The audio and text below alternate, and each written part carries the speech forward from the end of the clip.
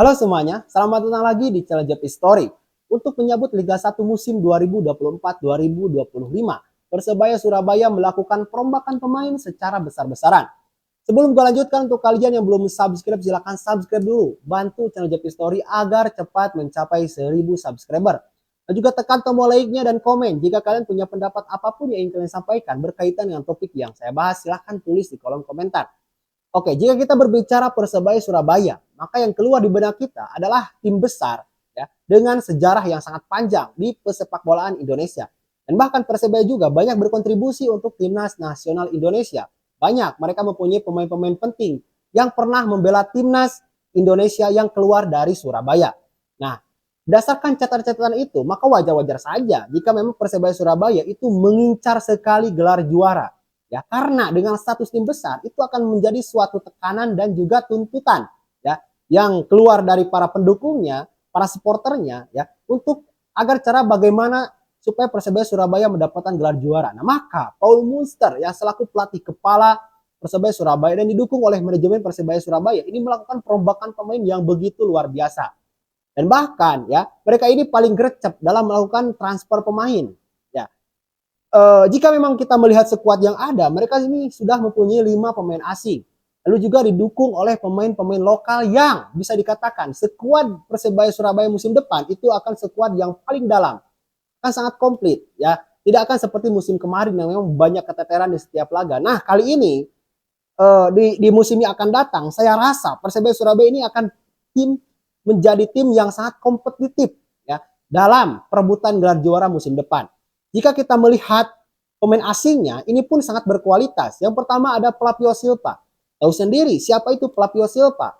Yaitu pemain Persik Kediri yang musim kemarin itu sudah mencetak 23 gol dari 29 permainan. Lalu juga Flavio Silva ini mencetak 3 assist. Nah, sempat menjadi kompetitornya David Da Silva pada Liga 1 musim kemarin ya. Flavio Silva dengan 23 golnya ini nyaris saja jika memang Persik Kediri ini lolos ke Championship Series saja. Nah, musim kemarin, nah maka catatan gol dari Flavio Silva itu kemungkinan akan lebih dari 23. Dengan performa apik ini, maka Persebaya Surabaya ini beruntung mendapatkan Flavio Silva.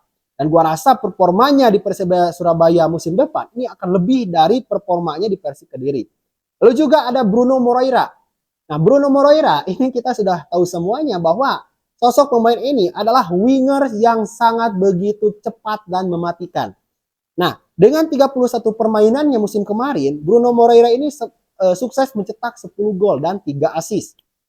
Nah, lalu juga ada pemain Liga 1 terbaik musim kemarin yaitu Francisco Rivera dari Madura United. Ya tahu sendiri umpan-umpan Francisco Rivera ini sangat begitu luar biasa. Bahkan bukan hanya umpannya tetapi produktivitasnya ya selama membela Madura United musim kemarin, Francisco Rivera ini sudah mencetak 9 gol dari 36 permainan dan 11 assist.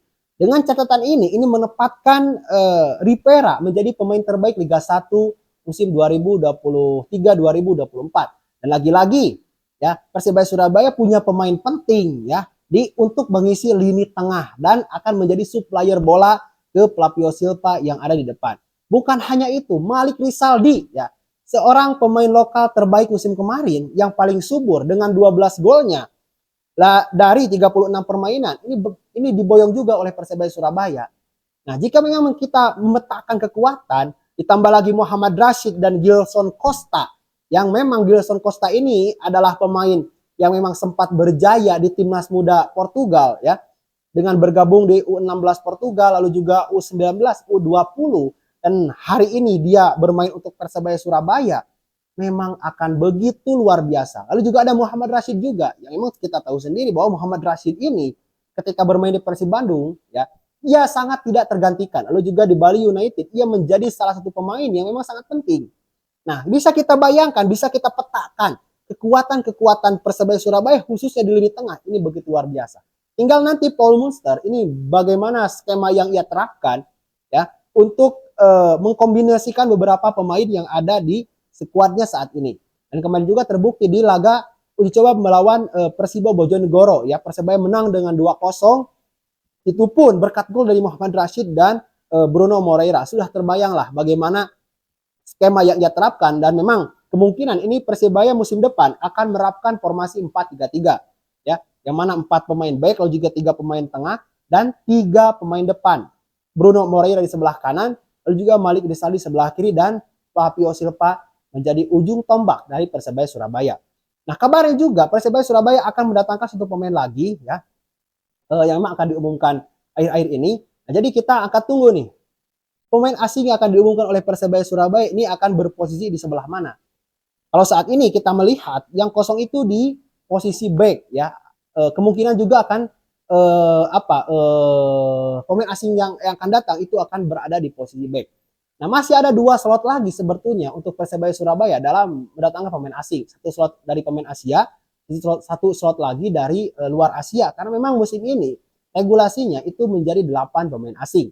Nah, tentunya ini akan menjadi suatu persaingan yang sangat luar biasa dan ketat juga.